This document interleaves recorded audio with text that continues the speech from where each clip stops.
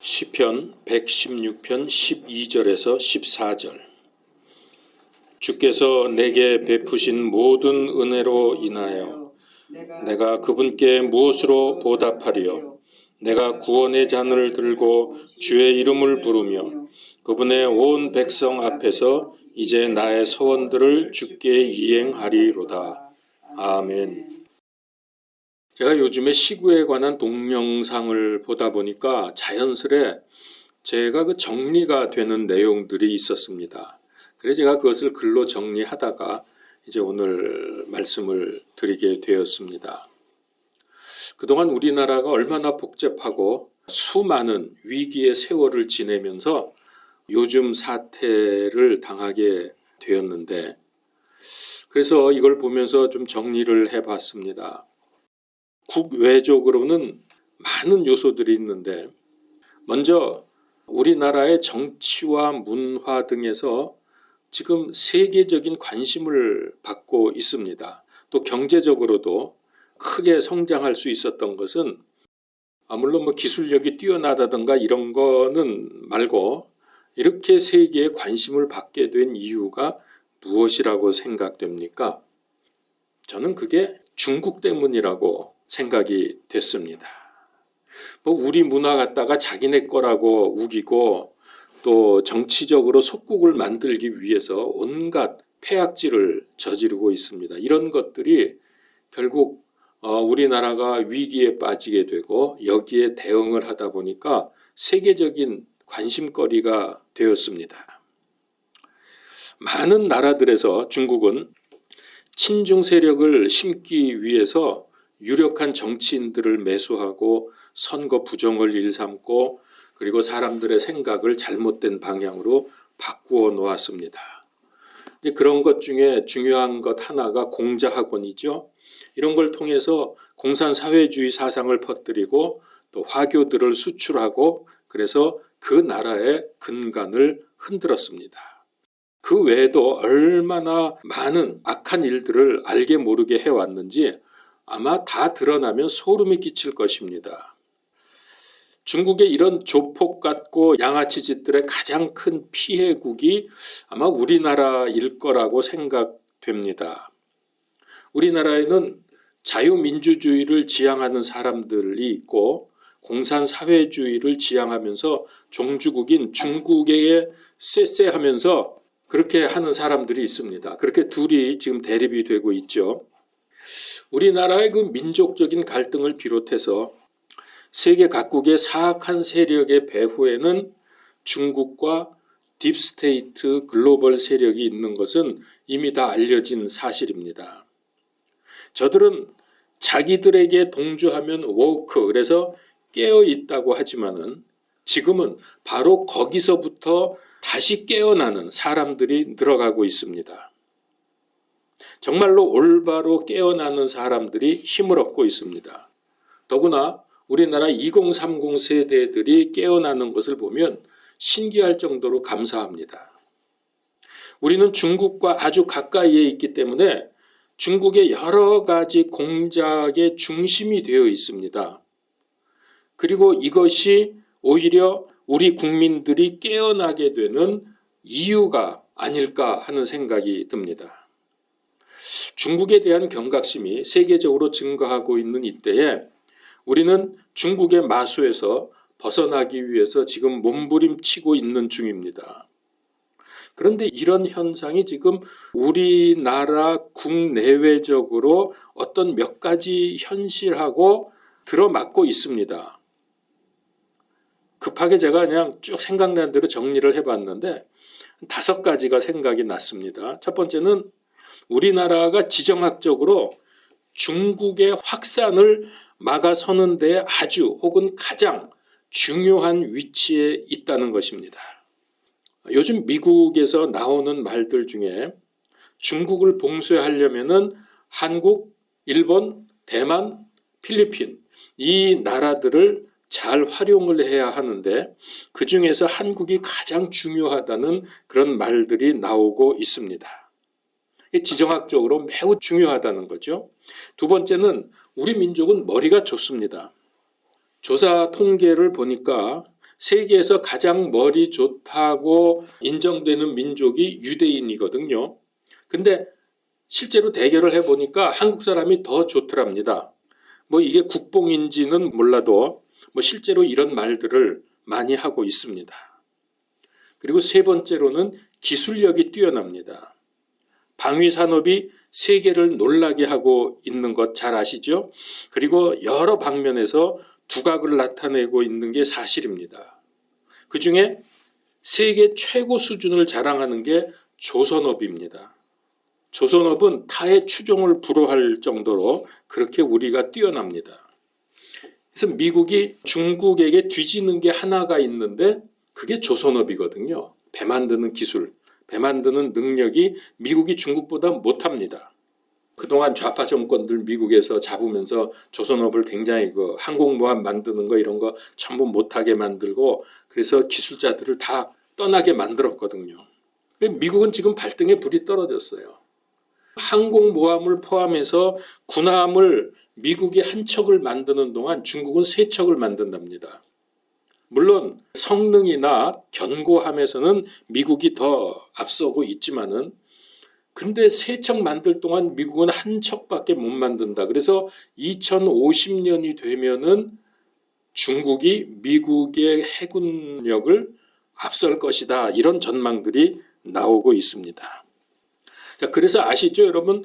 그 트럼프 대통령이 당선되자마자 우리나라 윤석열 대통령한테 전화해서 배 만드는 거 조선업 이거 좀 도와달라고 했다고 하죠. 그 왜 그러냐면 우리나라가 배 만드는 속도가 중국하고 같습니다. 그리고 그 만든 배의 성능과 견고함은 미국하고 같답니다. 그러니까 이거는 타의 추종을 불허하는 거예요. 이만큼 우리나라가 아주 전 세계 탑의 조선 기술을 가지고 있는 거죠.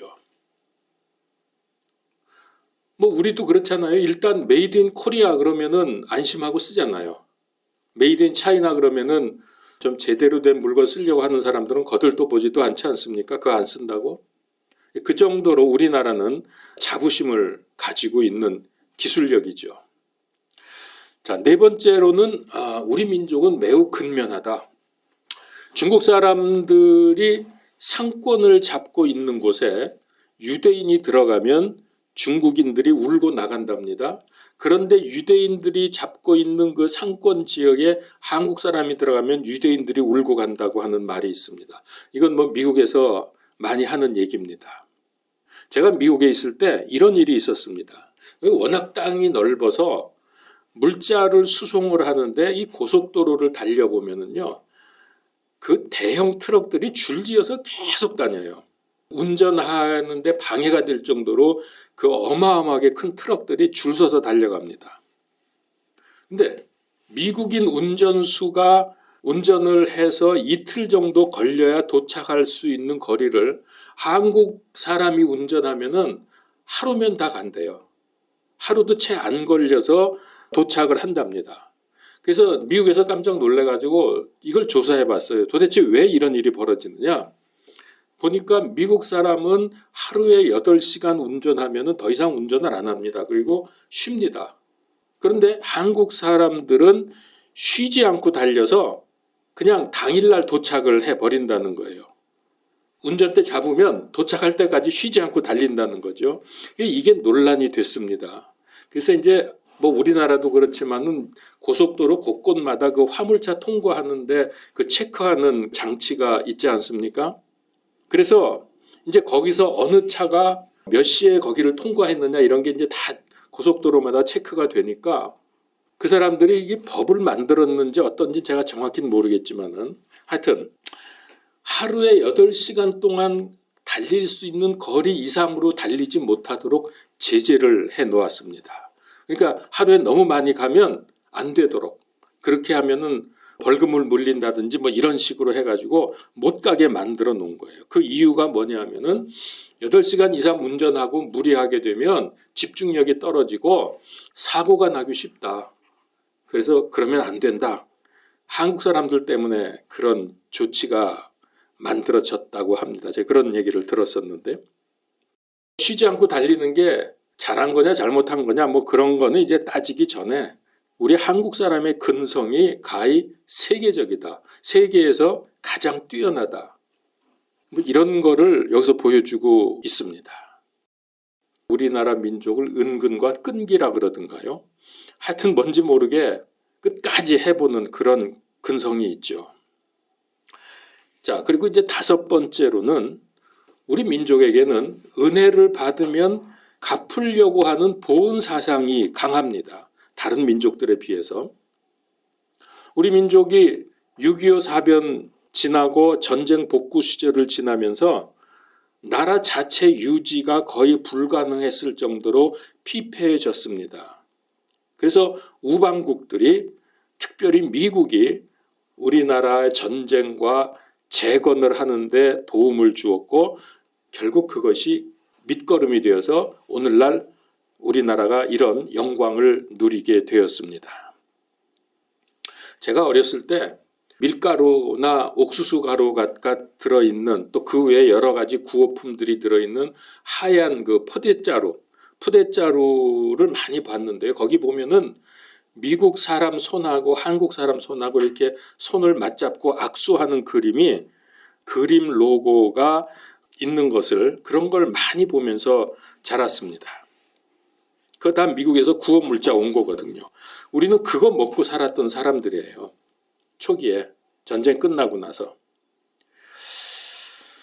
우리 세대는, 저에게도 그런 관념이 있어요. 미국 그러면 아직도 뭔가 천국 같고 굉장히 아주 고마운 나라, 좋은 나라, 그런 생각이 날 정도로 우리 한국 사람들이 좋아하잖아요. 그래서 우리나라에서 이 우파들 시위하고 데모할 때 우리나라 태극기만 드는 게 아니라 미국 성조기도 들고 하잖아요. 그래서 미국 사람들이 깜짝 놀란다죠. 왜 저거 한국 사람들이 우리나라 국기를 들고 저러느냐고. 우리는 그만큼 좋아하는 거예요. 사실 우리나라 경제 개발이 급속도로 성장하게 된 것도 바로 그런 맥락에서 이루어졌습니다. 물론 저의 부모 세대가 허리띠를 졸라매고 제대로 먹지도 못하고 입지도 못하고 쉬지도 못하면서 그야말로 초인적인 힘을 발휘하면서 다음 세대들을 위해서 헌신했기 때문에 오늘의 대한민국이 가능한 것입니다. 근데 이 혜택을 가장 많이 누린 사람이 누군지 아세요? 저희 부모 세대가 그렇게 못 먹고 못 입고 그렇게 해서 나라를 발전시켜 놨는데, 그것을 가장 혜택을 누린 세대가 지금의 4050 세대입니다. 그러니까 저는 그 중간에 낀 세대가 되고 4050 세대, 그러니까 그때는 벌써 우리나라가 상당히 잘 살았기 때문에 그들이 잘할 때는 뭐 부족한 게 거의 없었어요. 뭐 해달라면 해주고 뭐 오냐오냐 하면서 다 키웠던 세대들이 지금 4050, 60 초반 요 사람들이거든요. 그러니까 이 사람들은 고생하고 노력해야 된다는 그런 개념이 별로 없어요. 그냥 떼쓰면 주고 달라 그러면 주고 하고 싶은 대로 할 수 있었던 우리나라의 참 행운아 세대죠. 그런 세대가 그때부터 시작이 됐습니다. 그 세대는 바로 제 밑에 세대인데, 그 세대는 가만 보면 공짜를 너무 좋아해요. 그리고 공부도 잘 열심히 안 하고, 저도 좀 그랬습니다마는 우리 다음 그 세대들은 공부 안 하고 데모하러 학교 다니고 이랬거든요. 이 사람들이 문정권 시절에 정권 잡고 뭐 요직에 다 드러나고 나니까 나라 돈 다 빼먹고 노력 안 하고 다 그냥 그걸 너무 자연스럽게 생각하는 거예요. 뭐 우리가 잘 알잖아요. 어떻게 해먹었는지. 그중에 대표적인 게 5.18, 광주 5.18 같은 거 얼마나 천문학적인 금액을 다 빼먹고 있습니까? 그 외에 알게 모르게 뭐 대장동 사건 무슨 사건 할 거 없이 거기에 빌붙어서 빼먹은 사람들 수천억 수백억을 빼먹은 사람들이 지금 뭐 부지기수입니다. 그게 바로 지금 좌파의 핵심을 이루고 있는 세대들이거든요. 그러니까 어려운 걸 모르고 자란 세대들입니다. 저는 이제 전쟁 시절에는 이제 태어나지 않았기 때문에, 이제 전쟁 복구 시절에 자랐기 때문에 부모님들처럼 그렇게 고생은 안 했지만 그런 역사, 그런 일들을 보면서 저는 자랐습니다. 힘들게 사는 모습을 보면서 자랐습니다.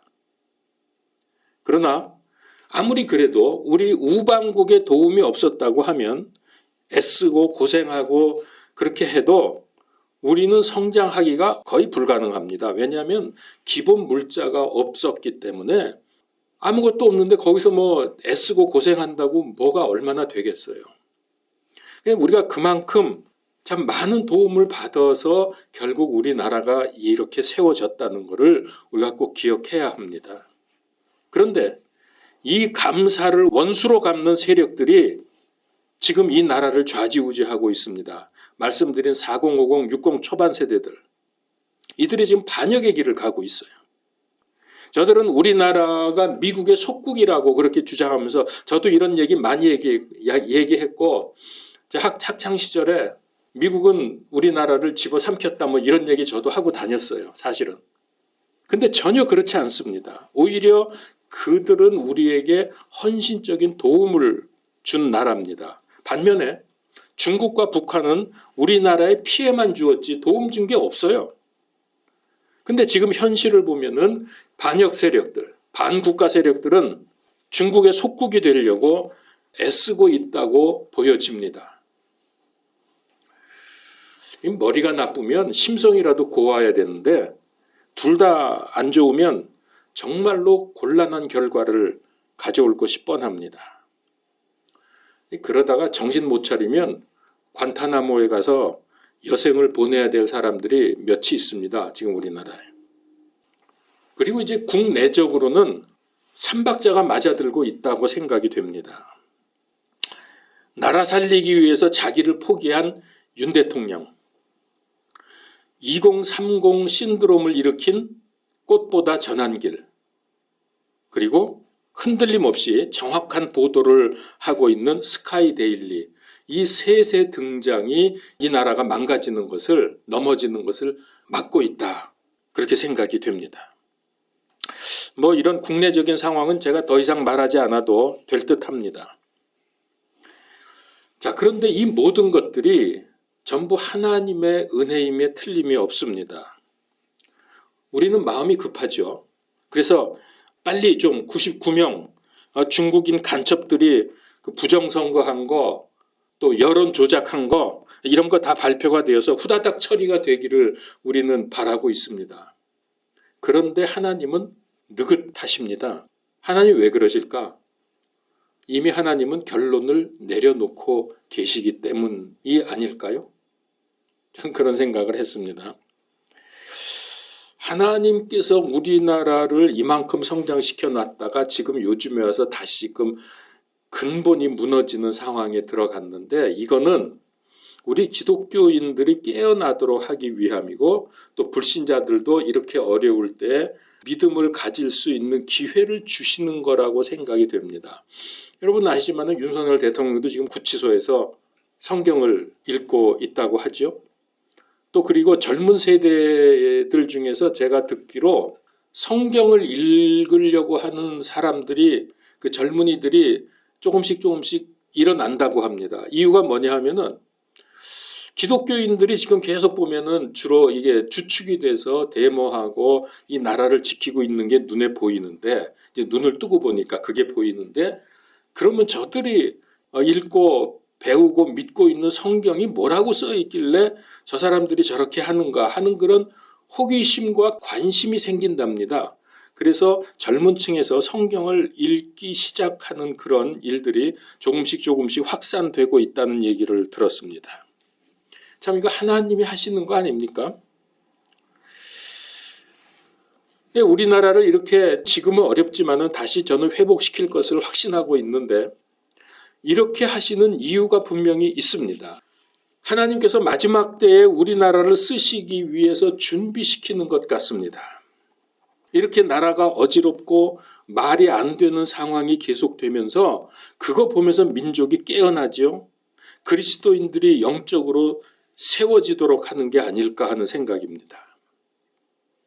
하나님께서 우리나라를 위해서 미국을 중심으로 서방국들로 하여금 도와주게 했습니다. 그러니까 근본은 하나님이 역사하신 거지만 어쨌든 그들이 우리를 서방국들, 미국을 중심으로 한 나라들이 우리를 도와준 거거든요. 이건 다 하나님의 은혜라는 것은 말할 필요가 없습니다.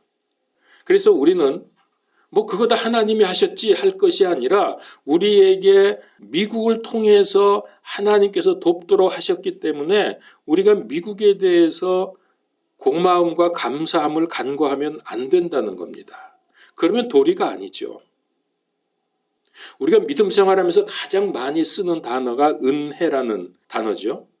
믿음으로 말미암아 은혜로 구원을 받았습니다. 그리고 어떤 경우에도 모든 것이 하나님의 은혜임을 고백하는 사람들입니다. 은혜란 뭡니까? 간단히 공짜로 주시는 하나님의 선물이죠. 우리가 은혜로 살아가는데 갚을 능력이 사람에게 없습니다. 생명을 갖다가 우리에게 주셨는데 이걸 우리가 무슨 수로 갚습니까? 그렇다고 해서 우리가 모른 척 해도 안 되죠.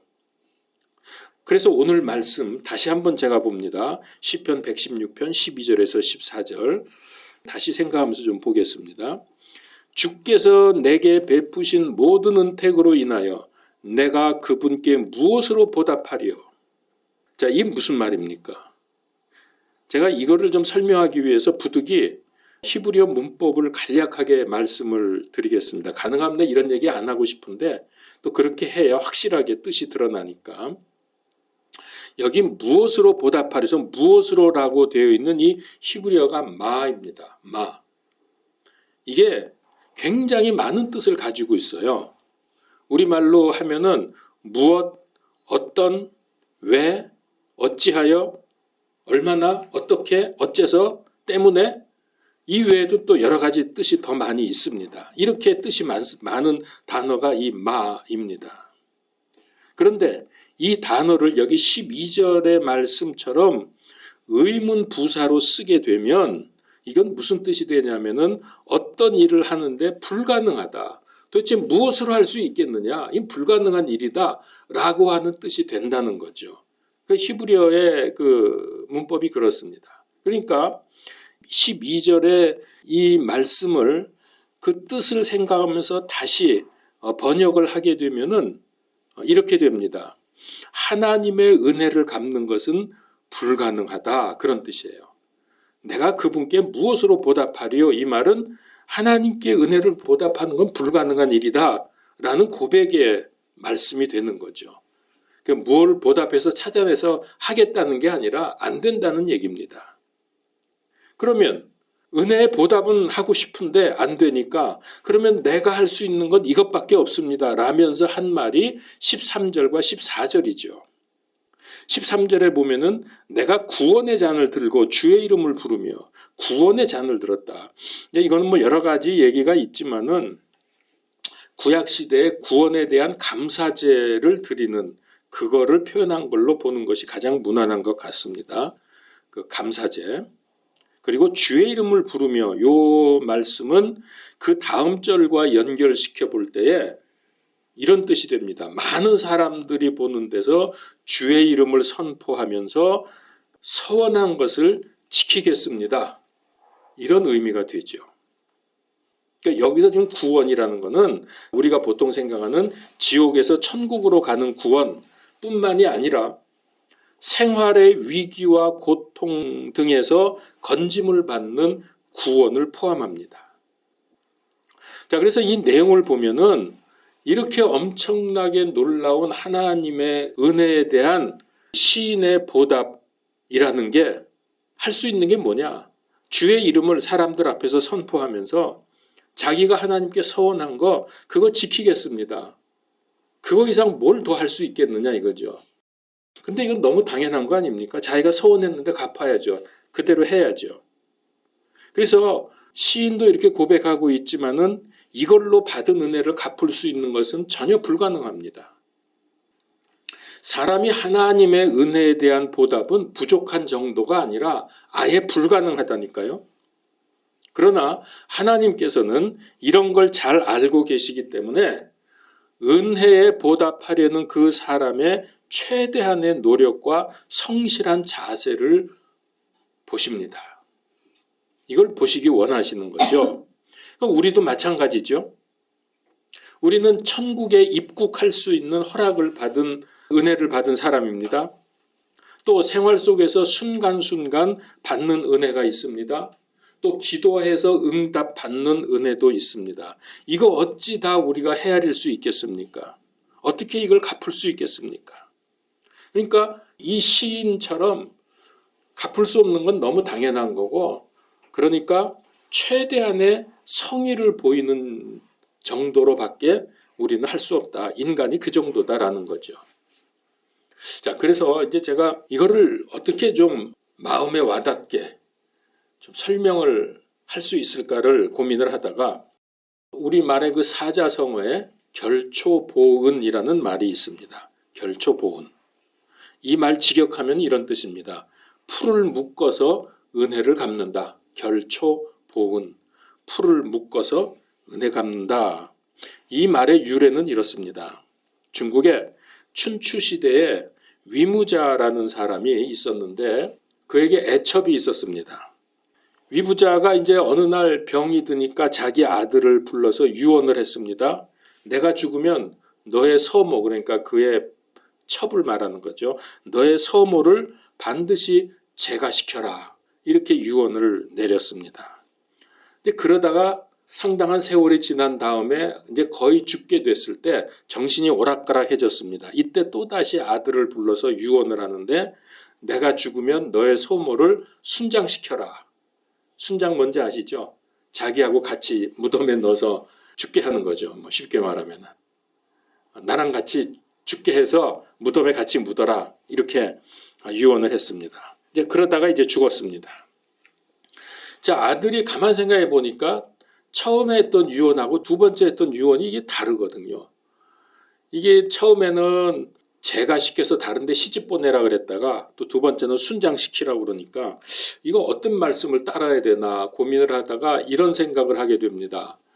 처음에 말씀하실 때는 맨정신에 한 거고 마지막에 죽기 직전에는 정신이 오락가락 할 때니까 그거는 올바른 정신으로 한 말이 아니다. 그러니까 첫 번째 한 말씀대로 해야 되겠다. 그래서 그 서모를 여기저기 알아봐서 좋은 곳에 시집을 보내드렸습니다.